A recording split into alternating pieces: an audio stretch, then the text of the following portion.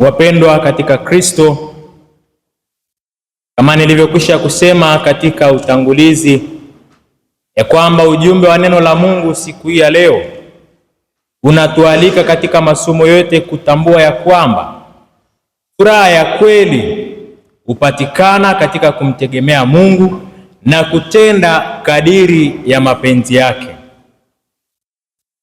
Na hivi katika somo la kwanza tunamuona nabii Sefania ambaye huyu alihubiri Yerusalemu au Yuda katika mwaka 640 hadi mwaka 622 kabla ya Kristo, ikiwa wakati wa utawala wa mfalme Yosia, na wakati wa kuhubiri kwake ilikuwa ni miaka michache kabla ya nabii Yeremia naye kuhubiri katika Yuda, lakini pia ilikuwa ni miaka michache kabla ya taifa hili la Yuda kwenda katika utumwa wa Babiloni na kuharibiwa kwa hekalu la Yerusalemu. Na hivyo nabii Sefania alitoka kwanza katika familia iliyo bora ya huko Yerusalemu, lakini basi aliingia katika utumishi na akawa mstari wa mbele katika kuwafundisha, akiwakemea na kuwaonya viongozi na wenye mamlaka kutokana na namna ambavyo katika nyakati hizo walikuwa wakipitia changamoto kama taifa. Nyakati hizo taifa la Israeli lilikumbwa na ibada ya sanamu. Viongozi na watawala waliishi katika maisha ya anasa na kuwakosea wengine. Maskini walionewa, na huku matajiri na viongozi wakimwacha Mungu na kujiona kwamba wao wako salama kwa sababu ya madaraka yao na kwa sababu ya mali zao na utajiri wao. Na hivi nabii anatangaza siku ya Bwana na kwamba siku hii itakuja na hukumu, kwa sababu wale ambao walikuwa ni wanyonge walikuwa wakikandamizwa, na hivi anawatangazia habari njema, na anataka wale ambao wanaonea wengine waweze kuongoka, kugeuka na kumrudia Mungu. Na anasisitiza ya kwamba watu wamtafute Mungu na wamtafute kwa moyo wote na kumrudia Mungu. Na hivi kama tunavyosoma katika maandiko sehemu hii ya kitabu cha Sefania, nabii anasema, mtafuteni Bwana enyi wanyenyekevu, ninyi mnaozishika hukumu zake, itafuteni haki, utafuteni unyenyekevu, huenda mkafichwa na hasira ya Bwana. Na hivi ndugu zangu wapendwa, katika kumrudia huku Mungu, nabii anawaambia hawa watu ni lazima kwamba wanyenyekee, waache kutegemea vitu, waache kutegemea mali zao. Na hivi anaweka wale maskini kuwa ni wa kwanza kabisa, watu wawajali wale maskini, na anatolea mfano wa hawa maskini. Kwa nini basi? Kwa sababu moja tu. Kadiri ya tafsiri ya Kiebrania, maskini au huyu ambaye anaitwa Anawim ni mtu ambaye anamtegemea Mungu bila kujibakisha, hana chengine chochote cha kutumainia, na taraja lake la mwisho ni Mungu. Na hivi anawaambia hawa watu wamrudie Mungu, na wa kwanza kupewa kipaumbele hicho ni wale ambao ni maskini, wale ambao Mungu katika maisha yao ni kila kitu, wale ambao wameamua kumtegemea Mungu katika kila jambo. Na hivi hawa watakaporudi na kuwa kama maskini, ndipo kweli sasa wataepuka hii hasira ya Mungu na watakuwa na furaha katika maisha yao. Na hivi ndugu zangu wapendwa, katika somo la Injili tunapata muunganiko huu Yesu anapotufundisha juu ya heri 8 ambazo zinatokana na hotuba yake ya mlimani, hotuba ambayo inafungua msingi wa mafundisho ya Kristo juu ya ufalme wa Mungu. Inaanza katika kitabu cha mwinjili Mathayo sura ya 5 kuanzia aya ya kwanza hadi sura ya 7 aya 28. Hii yote ni mkusanyiko wa hii hotuba ya Yesu, hotuba ya mlimani. Hasa katika mazingira ya kawaida tunaweza tukajiuliza, kwa nini kwanza ni mlimani? Kwa nini tuite hotuba ya mlimani? Katika maandiko matakatifu Mlima mara zote unapotumika huashiria mambo kadhaa. Jambo la kwanza, ufunuo wa Mungu kwa watu wake, lakini jengine, mamlaka ya kimungu, lakini pia maelekezo ya Mungu au Mungu anapotaka kufanya agano fulani. Ndio maana tunaona hata Musa, wakati Mungu anadhihirisha kwake, mara nyingi ilikuwa ni katika mlima. Hata alipoweka agano naye aliweka katika mlima, alipompa amri ilikuwa ni katika mlima. Na hivi mwinjili Mathayo anaanza kutupa picha hii ya hili fundisho la Yesu, akimtambua Kristo kama Musa katika agano jipya, na hivi anaanza kuweka msingi juu ya fundisho hili. Anapowapa mafundisho, anawapa katika mlima ili kuwaelekeza wanafunzi wake sheria mpya na utaratibu mpya wa kuishi katika utume wao, waweze kuwa na furaha. Na hivi ndugu zangu wapendwa, mwinjili Mathayo anamwakisi Kristo kama Musa wa agano jipya, ambaye analeta fundisho msingi katika imani ya Kikristo. Tutambue ya kwamba Kristo alipoanza utume wake wa hadhara ilikuwa ni mara baada tu ya ubatizo. Na hivi baada ya ubatizo akaanza kuhubiri Injili, lakini ya kuhubiri peke yake, akatafuta na akateua na mitume wa kumsaidia kuhubiri Injili, ili kwamba hata baada yake waweze kuendeleza kazi hii ya kuhubiri Injili. Na hivi basi anawaita tena hawa katika mlima, hawa mitume aliyowachagua, akianza kuwapa mafundisho. Ili nini? Ili kwamba katika utumishi wao, katika kuhubiri Injili, waweze kujua namna ya kupata furaha ya kweli, kwamba ufalme wa Mungu na kanuni zake, na katika kuziishi kanuni hizo wafuate mambo fulani fulani, ili tu waweze kupata furaha ya kweli, waweze kupata amani ya kweli katika utumishi wao. Na hivi katika hotuba hii ya mlimani tunatambua ya kwamba furaha anayotoa Kristo ni tofauti na ile ulimwengu itoayo. Na hivi tunaposoma sasa katika neno hili la heri au furaha, neno la asili ambalo limetumika ni makarios. Neno la Kigiriki makarios ni zaidi ya furaha ya nje, ni zaidi ya hali tu ya kufurahia, na hivi ni furaha ya ndani ambayo haiishii tu katika maisha haya, bali inatuelekeza pia katika ufalme wa Mungu.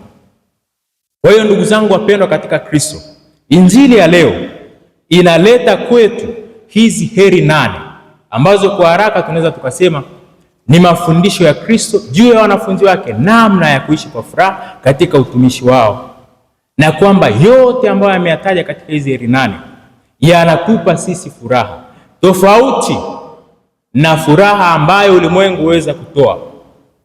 Walimwengu wanapata furaha katika vitu na katika mambo ya kupita, na hivi Kristo anatoa fundisho ambalo ni kinyume kabisa na matakwa ya ulimwengu.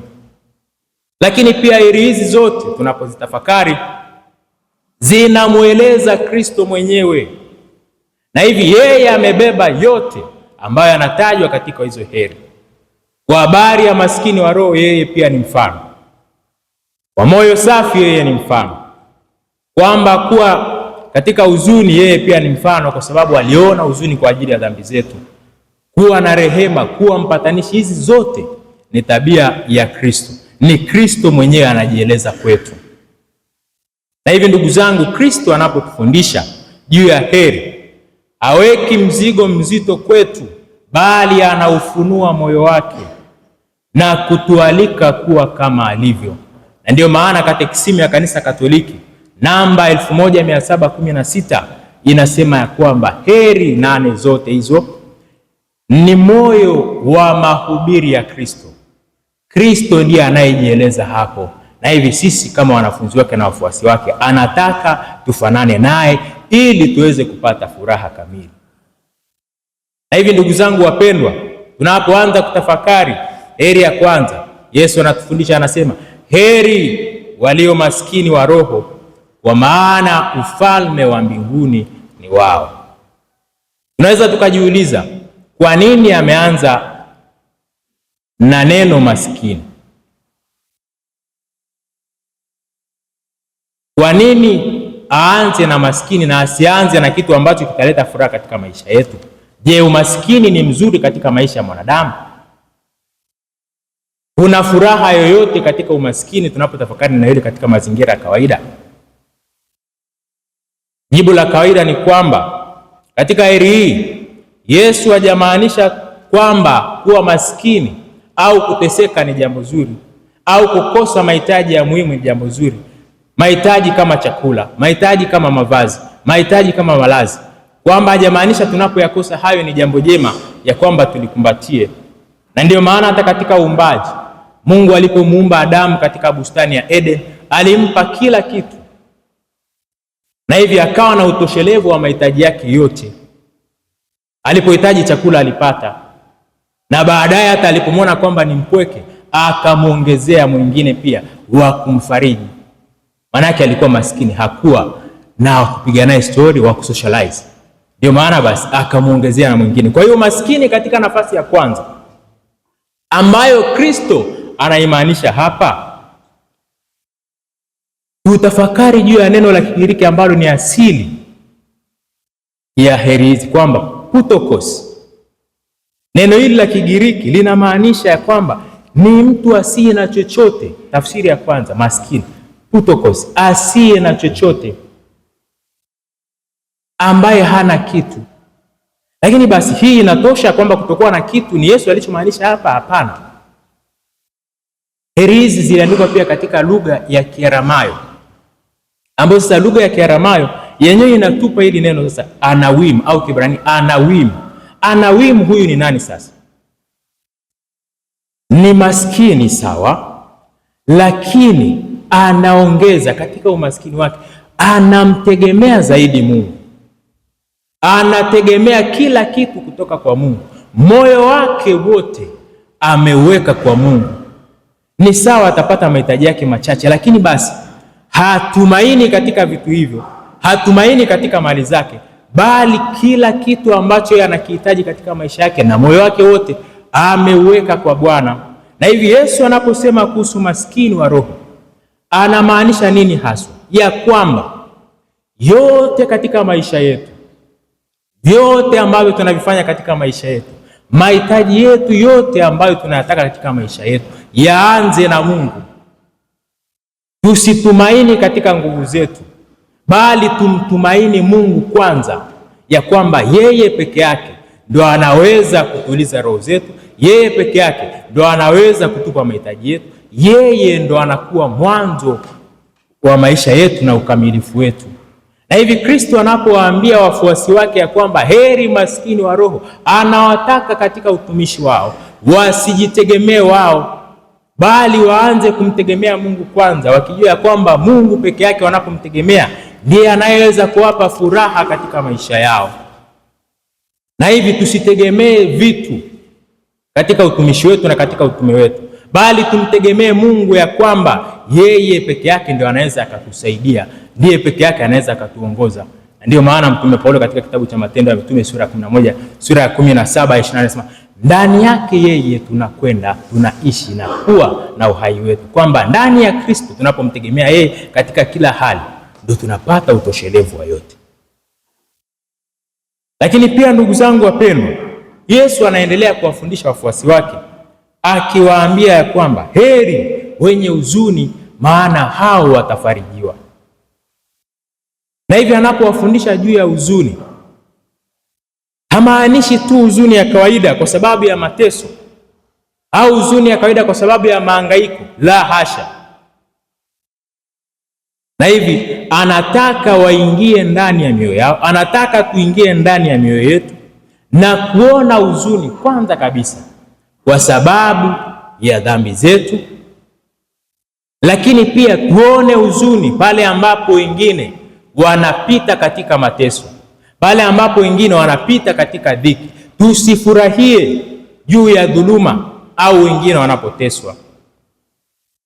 Na hivi katika hali hiyo tutambue ya kwamba Ukristo wa kweli, Ukristo unaanza na pale ambapo tunakuwa na ile hisia ya dhambi, sense of sin, kwamba ninaposikitika juu ya uovu wangu, juu ya dhambi zangu, hapo ndipo Kristo anaanza kuingia katika maisha yangu, na anapoingia katika maisha yangu ndipo sasa ninaweza kumkumbatia yeye na kupata furaha kamili na kupata heri ambayo Kristo ameitaja. Na hivi katika Zaburi tunasoma ya kwamba, Zaburi ya 51:17, moyo uliopondeka, Mungu hutaudharau. Moyo ambao unaona huzuni kwa ajili ya dhambi, kwa ajili ya makosa ya wengine, na kufanya jitihada zote za kuwavuta wale walio wakosefu waweze kumrudia Kristo. Huu ndio ambao Kristo anasema ya kwamba wenye huzuni ya namna hii watafarijiwa. Lakini pia Yesu akaenda mbali ili kwamba wafuasi wake waweze kupata furaha kamili katika maisha, akawaambia, heri wenye upole, maana hao watairithi nchi. Ndugu zangu wapendwa, katika utume wetu Kristo anatutaka tuwe wapole. Katika lugha ya Kiingereza tungesema kuwa a gentleman. Be a gentleman. Ni mtu ambaye ana uwezo wa kujitawala. Hamaanishi kwamba tuwe magoigoi katika utumishi wetu. Hamaanishi kwamba tuwe kama wajinga katika utumishi wetu. Lakini tuweze kupima wapi na katika hali gani nifanye jambo sahihi. Na hivi pale ambapo tunakuwa wapole, tunaweza kuwa na nguvu ya ndani ambayo imejikita katika kumtumaini Mungu. Ni tabia ya asili ya kuwa na uvumilivu, amani na utulivu, tukijua ya kwamba katika utume wetu kuna mambo mengi ambayo tunaweza tukakutana nayo. Na hivi tabia hii Kristo anatutaka tuwe nayo, fadhila hii Kristo anatutaka tuwe nayo, ili tu kwamba utumishi wetu uweze kuwa vizuri, ili tu kwamba tusione uchungu na utume wetu kuwa ni mzigo mzito.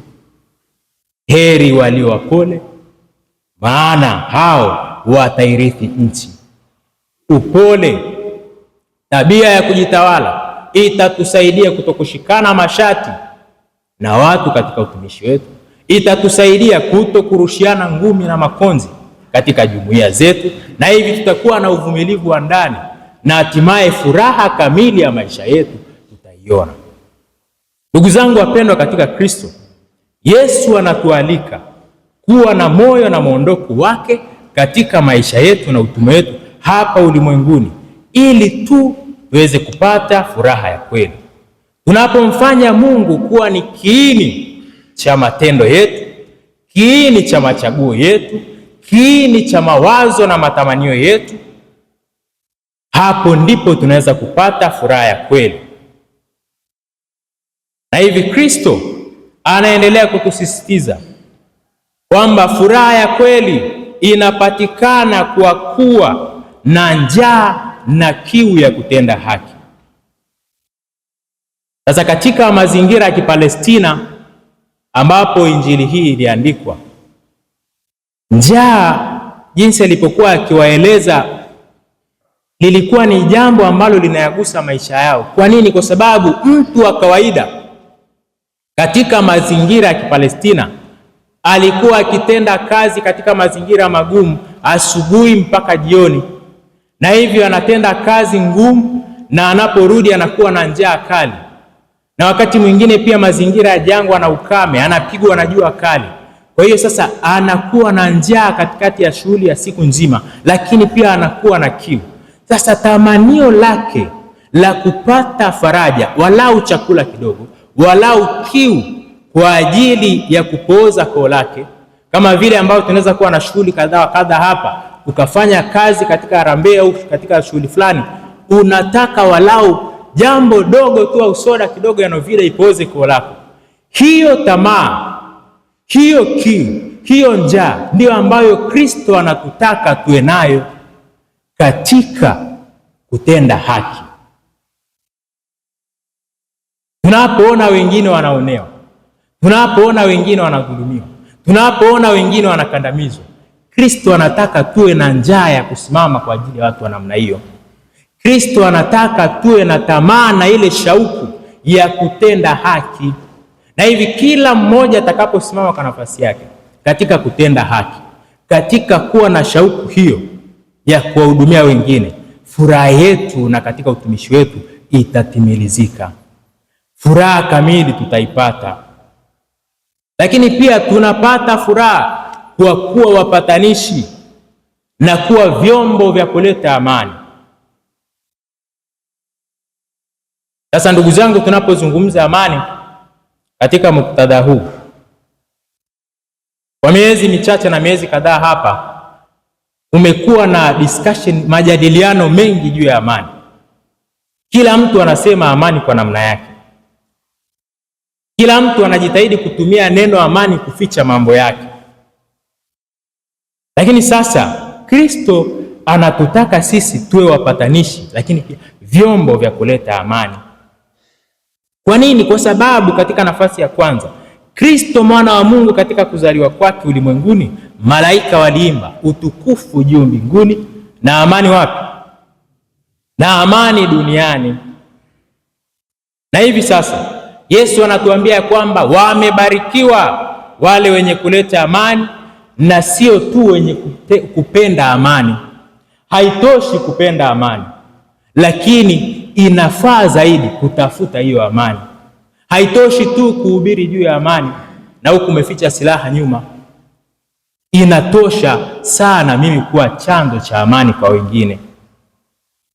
Na hivi Kristo anatutaka tuwe vyombo vya amani, sio tu kusema kwa habari ya amani, lakini sisi tushiriki kwa nafasi ya kwanza kwa maisha yetu kuleta amani.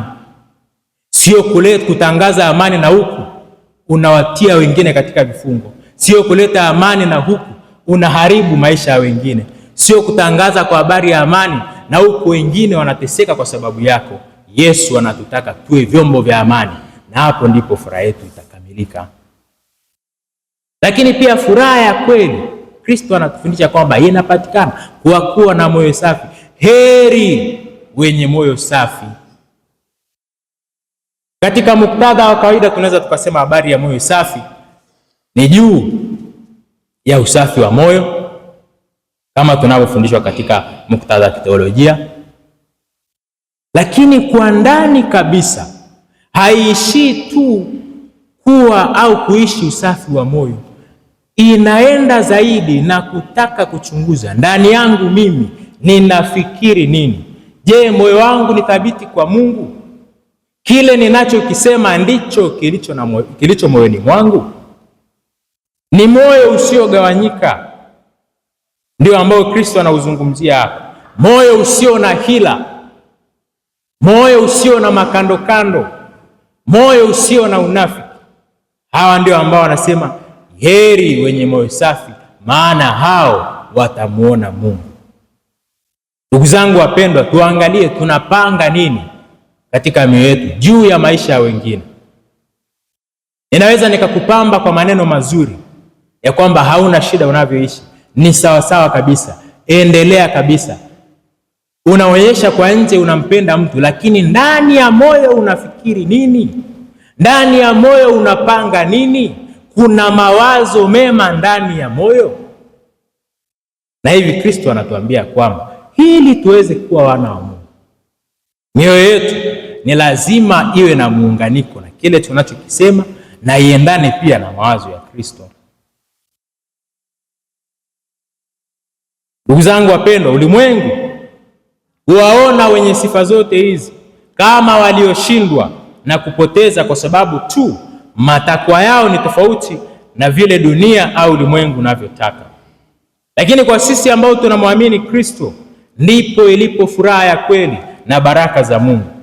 Yesu anatualika na sisi kufuata njia aliyoipitia pia, kwani hotuba ambayo alianza Yesu katika mlimani kule Galilaya, hii ambayo tumeisoma, ilikamilika katika mlima wa Kalvari.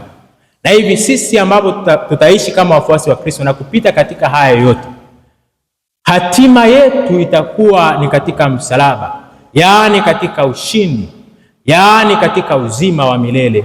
Pale ambapo ulimwengu unatuona kama tuliopoteza, Yesu anatuambia kwamba furaha yetu haitakuwa katika maisha haya tu, lakini itakamilika katika uzima wa milele, kama yeye alivyoanza katika mlima huu na kisha akaishi hayo yote, akaishi heri zote na akakamilisha katika Kalvari ushindi dhidi ya mauti na dhambi.